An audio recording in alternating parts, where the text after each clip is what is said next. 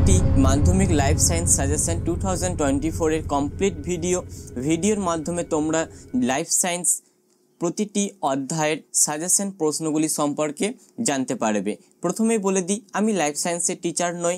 এই life science সাজেশনটি মানিগীতা.in সাইটের অভিজ্ঞ শিক্ষক দ্বারা রচিত হয়েছে। আমি কেবল তোমাদের সামনে সাজেশনটি তুলে ধরছি যাতে তোমাদের লাইফ সায়েন্স পরীক্ষায় তোমরা ভালো নাম্বার পাও। মাধ্যমিকের ফাইনাল পরীক্ষায় যে ধরনের প্রশ্নগুলি বিগত বছর ধরে এসে চলেছে সেই ধরনের প্রশ্ন সম্পর্কে জানতে পারো এবং এই বছর 2024 মাধ্যমিক লাইফ সায়েন্স পরীক্ষায় যে ধরনের প্রশ্ন আসার চান্স খুবই বেশি সেই ধরনের প্রশ্ন সম্পর্কে জানতে পারো। অবশ্যই সম্পূর্ণ ভিডিওটি দেখে নাও, খুবই উপকৃত হবে।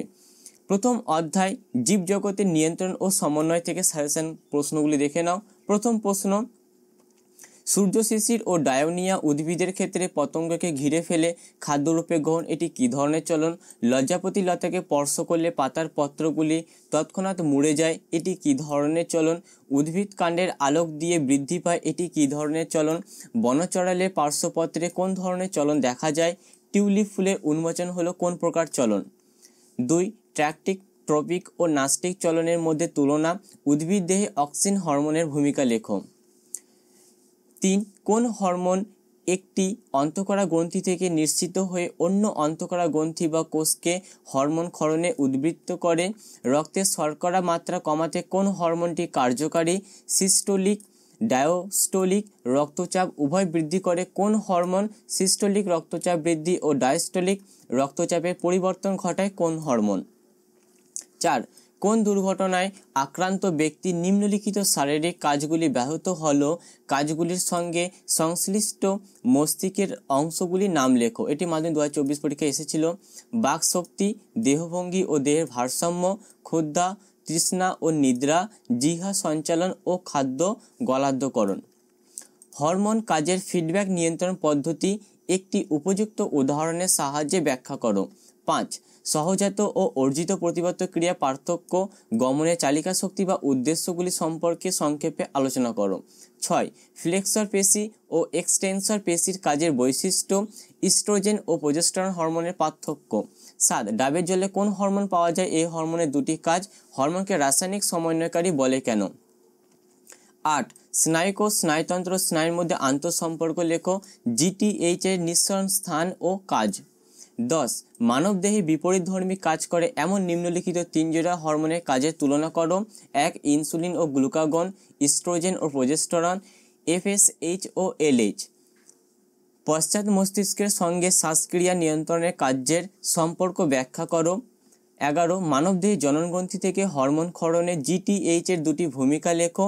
পশ্চাৎ মস্তিষ্কের সঙ্গে শ্বাসক্রিয়া নিয়ন্ত্রণের কার্যের সম্পর্ক ব্যাখ্যা করো। বাজার শব্দ শুনে তুমি যেভাবে দরজা খুলবে সেই স্নায়বিক পথটি একটি শব্দছকের মাধ্যমে দেখাও। মেনিনজেস ও CSF এর অবস্থান বিবৃতি করো। উদ্ভিদের বীজ ও পর্বমধ্যের ওপর জিবরেলিন হরমোন কি কি প্রভাব ফেলে তা ব্যাখ্যা করো। অক্ষিগোলকে বিভিন্ন প্রতিস্থারক মাধ্যমগুলোর নাম ক্রমানুসারে দেখাও। এই যে M2019 গুলো দেখতে পাচ্ছ, এর মানে হচ্ছে এই প্রশ্নটি মাধ্যমিক 2000 সালে এসেছিল। কোনো একজন মানুষ দূরের জিনিস স্পষ্ট দেখতে পেলেও কাছের জিনিস ভালোভাবে দেখতে পান না, এরকম সমস্যার কারণ ও প্রতিকার করে লেখো। রক্ত সংবহন তন্ত্রের ওপর অ্যাড্রেনালিন হরমোনের প্রভাব। কৃষির ফলন বৃদ্ধি ও আগাছা সমস্যার সমাধানে সংশ্লিষ্ট উদ্ভিদ হরমোনের একটি করে ভূমিকা বিশ্লেষণ করো। এটিও 2020 সালে এসেছিল। LH ও ICSH মানবদেহে জননগ্রন্থির হরমোন ক্ষরণ নিয়ন্ত্রণ করে। বক্তব্যটি যথার্থতা বিচার করো। নিচের কাজগুলির কোন কোন হরমোন দ্বারা নিয়ন্ত্রিত হয় তার একটি তালিকা তৈরি করো। দীর্ঘ অস্থির প্রান্তস্থির তরুণাস্থি ধাত্রে খনিজ ভবন ঘটিয়ে অস্থির দৈর্ঘ্য বৃদ্ধি ঘটায়। বিদীর্ণ ডিম্বথলিকে পিত্ত গ্রন্থি নামক অস্থায়ী অন্তঃকরা গ্রন্থিতে পরিণত করে এবং ওই গ্রন্থি থেকে প্রোজেস্টেরন হরমোন ক্ষরণে প্রয়োজনীয় উদ্দীপনা যোগায়। যকৃতে প্রোটিন ও লিপিড থেকে গ্লুকোজ উৎপাদনে প্রতিবন্ধকতা সৃষ্টি করে। প্রসবকালে জরায়ুর গাত্রের পেশির সংকোচন ঘটায়। উদ্ভিদের বৃদ্ধি সংক্রান্ত কোন কোন কাজ অক্সিন দ্বারা নিয়ন্ত্রিত হয় তার একটি তালিকা তৈরি করো। 17. কৃষিকাজ ও উদ্যানবিদ্যায় কৃত্রিম উদ্ভিদ হরমোনের ভূমিকাগুলির একটি তালিকা তৈরি করো। মানবদেহে গ্লুকোজ শোষণ ও বিপাকের ওপর ইনসুলিন হরমোনের প্রভাবগুলি কি কি? দ্বিনেত্র দৃষ্টি ও একনেত্র দৃষ্টি নিম্নলিখিত বিষয়ে তিনটি পার্থক্য: বস্তুর প্রতিবিম্ব গঠন, গভীরতা, দৃষ্টিক্ষেত্র। এই তিনটি পয়েন্টের ওপর তোমাদের পার্থক্য করে লিখতে হবে। কেন্দ্র স্নায়ুতন্ত্র ও প্রান্তীয় স্নায়ুতন্ত্রের অংশগুলি লেখো। ছবি, এই অধ্যায় থেকে যে দুটি ছবি তোমাদেরকে অবশ্যই করতে হবে সেটি নিউরন ও প্রতিবত্ত চাপের ছবি। তোমরা জানো ছবিতে তোমাদের অথবা থাকে, হয় প্রথম অধ্যায়ের ছবি অথবা দ্বিতীয় অধ্যায়ের ছবি, যে কোনো একটি তোমাদের করতে হয়। তো প্রথম অধ্যায় থেকে যে দুটি ছবি তোমাদের প্র্যাকটিস করতে হবে, নিউরন ও প্রতিবত্ত চাপ। এরপর দ্বিতীয় অধ্যায় জীবনের প্রবাহমানতা থেকে সাজেশনগুলি দেখে নাও। প্রথম প্রশ্ন, সেন্ট্রোমিয়ার ও টেলোমিয়ারের কাজ। সেন্ট্রোমিয়ারের অবস্থান অনুযায়ী ক্রোমোজোমের শ্রেণীবিভাগ ও NOR কি? মানুষের ডিম্বাণু, শুক্রাণুতে, জননকোষে এবং দেহকোষে ক্রোমোজোমের সংখ্যা কত? জিনোম কাকে বলা হয়? কোষ বিভাজনে সেন্ট্রোজোম, মাইক্রোটিউবিউল, মাইটোকন্ড্রিয়া, রাইবোজোম ও নিউক্লিয়াসের ভূমিকা। মাইটোসিস কোথায় ঘটে? কোষ চক্রের সাথে ক্যান্সারের সম্পর্ক উল্লেখ করো। মিওসিস কোষ বিভাজনকে হ্রাস বিভাজন বলে কেন? মাইটোসিসকে সমবিভাজন বা ইকুয়েশনাল বিভাজন বলে কেন? কোষ চক্রে বিভিন্ন দশা বর্ণনা করো। উপযুক্ত উদাহরণ সহ অযৌন জননের 5টি পদ্ধতি বর্ণনা করো। এই যে M2022 বা M2017, M2016 এর মানে হচ্ছে এটি মাধ্যমিক 2024 বা 17 বা 18 সালে এগুলো এসেছিল, তাই এটি এরকমভাবে দেওয়া রয়েছে। 8 নম্বর প্রশ্ন দেখে নাও। উদ্ভিদের প্রাকৃতিক অঙ্গ জনন পদ্ধতিটি লেখো, জননের গুরুত্ব লেখো। বৃদ্ধি ও বিকাশে পার্থক্য। কোষ বিভাজনে অংশগ্রহণকারী কোষীয় অঙ্গাণুগুলির নাম ও তাদের ভূমিকা লেখো। 10 স্বপরাগী উদ্ভিদের সঙ্গে ইতর পরাগী উদ্ভিদের দুটি পার্থক্য লেখো। পতঙ্গ পরাগী ও পাখি পরাগী ফুলের বৈশিষ্ট্যগুলি লেখো। বায়ু পরাগী ফুলের ও জল পরাগী ফুলের বৈশিষ্ট্যগুলি লেখো। বৈশিষ্ট্যের নিরিখে উদ্ভিদ কোষের মাইটোসিস ও প্রাণী কোষের মাইটোসিসের মধ্যে পার্থক্য লেখো। DNA ও RNA এর মধ্যে বৈশিষ্ট্যের ভিত্তিতে তুলনা করো। ক্রোমোজোমের রাসায়নিক উপাদান একটি সারণীর সাহায্যে দেখাও। বৈশিষ্ট্যের নিরিখে উদ্ভিদ কোষের সাইটোকাইনেসিস ও প্রাণী কোষের সাইটোকাইনেসিসের মধ্যে পার্থক্য নিরূপণ করো। বৈশিষ্ট্যের ভিত্তিতে মানুষের অটোজোম ও সেক্স ক্রোমোজোমের মধ্যে পার্থক্য লেখো। মানব বিকাশের অন্তিম পরিণতি বা বার্ধক্য দশায় দৃষ্টিশক্তি এবং অস্থি সংক্রান্ত দুটি পরিবর্তন উল্লেখ করো। বৈশিষ্ট্যের ভিত্তিতে DNA ও RNA এর মধ্যে পার্থক্য নিরূপণ করো। একটি ফার্নের যৌনক্রম পর্যায়চিত্রের মাধ্যমে দেখাও। কোষ চক্রের দুটি গুরুত্ব লেখো। ক্রোমোজোম, DNA ও জিনের মধ্যে আন্তঃসম্পর্ক ব্যাখ্যা করো। ইউক্রোমাটিন ও হেটারোক্রোমাটিনের মধ্যে পার্থক্য লেখো। অথবা মাইক্রো প্রোপাগেশন কিভাবে সম্পন্ন করা হয়। সপুষ্পক উদ্ভিদের যৌন জননের পর্যায়ের ঘটনাগুলি বিবৃত করো। এই অধ্যায় থেকে তোমাদের যে দুটি চিত্র অবশ্যই প্র্যাকটিস করতে হবে সেটি হচ্ছে মাইটোসিস কোষ বিভাজনে মেটাফেজ দশার চিত্র এবং আদর্শ ক্রোমোজোমের চিত্র। এই দুটি চিত্র করলে প্রথম অধ্যায় চিত্রটি করার দরকার নেই। তোমরা জানো অথবা থাকে তোমাদের চিত্রের মধ্যে হয় প্রথম অধ্যায় থেকে একটি চিত্র করতে হয় অথবা দ্বিতীয় অধ্যায় থেকে যে কোনো একটি চিত্র করতে হয়। তো তোমাদের যে চিত্রটি সুবিধাজনক মনে হবে তোমরা সেই চিত্রটি প্র্যাকটিস করে নিও। এরপর তৃতীয় অধ্যায় বংশগতি এবং কয়েকটি সাধারণ জিনগত রোগ থেকে সাজেশনগুলি দেখে নাও। সংকরায়ন পরীক্ষায় কিভাবে প্রকট গুণ প্রকাশিত হয় তা উদাহরণের সাহায্যে লেখো। বন্ধ্যতায় কিভাবে বংশগত সঞ্চারণ ঘটে তা একটি ক্রসের সাহায্যে দেখাও। একটি সংকর কালো গিনিপিগের সঙ্গে একটি বিশুদ্ধ সাদা গিনিপিগের মিলন ঘটালে যে ধরনের আপত্য গিনিপিগ উৎপন্ন হতে পারে তা একটি চেকার বোর্ডের সাহায্যে দেখাও। মেন্ডেলের পৃথক ভবনের সূত্রটি বিবৃত করো। সমাজ থেকে তোমরা জানা একটি জিনগত রোগের বিস্তার রোধ করতে বিয়ের আগে হবু দম্পতিকে কি কি বিষয়ে পরামর্শ দেওয়া যেতে পারে তোমার মতামত জানাও। জেনেটিক কাউন্সেলিংয়ের গুরুত্ব আগেই বলেছি। এই যে M2017 বা M2022 এর মানে হচ্ছে এই প্রশ্নগুলি মাধ্যমিক 2017 সালের মাধ্যমিক 2022 সালে এসেছে, তাই দাগ দেওয়া হয়েছে, তোমরা জানতে পারবে কোন প্রশ্নটি আগের বছর এসেছিল। এরপরে প্রশ্ন, বংশগতি সংক্রান্ত মেন্ডেলের দ্বিতীয় সূত্রটি বিবৃত করো।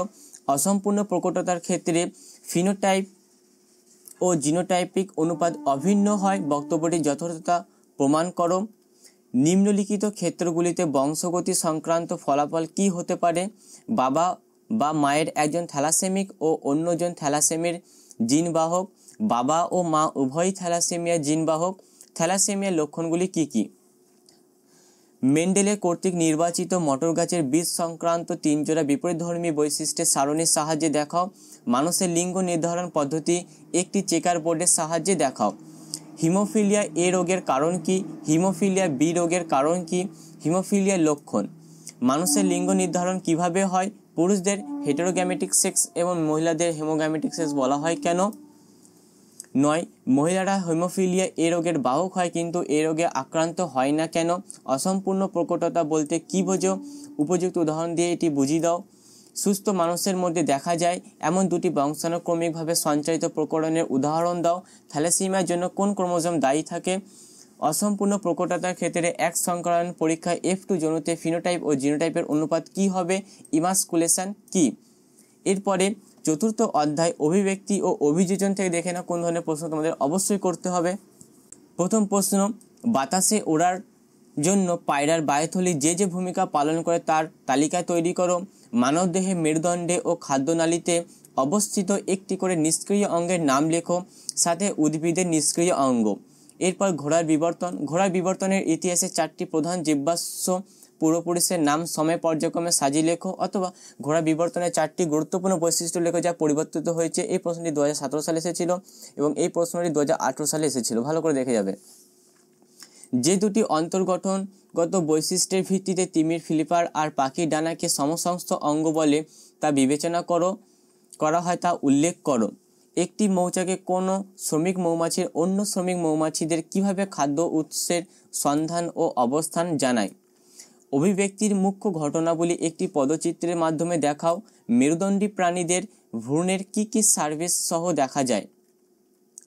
এরপর 5 সুন্দরী মূলের অভিযোজন। রুই মাছের পটকার অভিযোজন। সমবৃত্তীয় অঙ্গ কাকে বলে, এর বৈশিষ্ট্য। কোয়াসারভেট কাকে বলে, মাইক্রোস্ফিয়ার কি, সমবৃত্তীয় অঙ্গ কি, এর বৈশিষ্ট্য। বিবর্তন বা জৈব অভিব্যক্তির সাপেক্ষে হৃৎপিণ্ড ঘটিত প্রমাণ ও অগ্রপদের সাদৃশ্যগত প্রমাণ আলোচনা করো। জীবনের উৎপত্তি সম্পর্কে মিলার ও উরের পরীক্ষাটি সংক্ষেপে লেখো। ল্যারমার্কের বিবর্তন তত্ত্বের মূল বক্তব্যগুলি উদাহরণসহ ব্যাখ্যা করো। যোগ্যতমের উদ্বর্তন বলতে কি বোঝো? পার্থক্য লেখো সমসংস্থ এবং সমবৃত্তীয় অঙ্গের মধ্যে এবং উভচরের হৃৎপিণ্ড এবং স্তন্যপায়ী হৃৎপিণ্ডের মধ্যে পার্থক্য। মৌমাছির ওয়া ওয়ালগার নৃত্য বলতে কি বোঝো? ক্যাকটাসের পাতার অভিযোজনগত বৈশিষ্ট্য।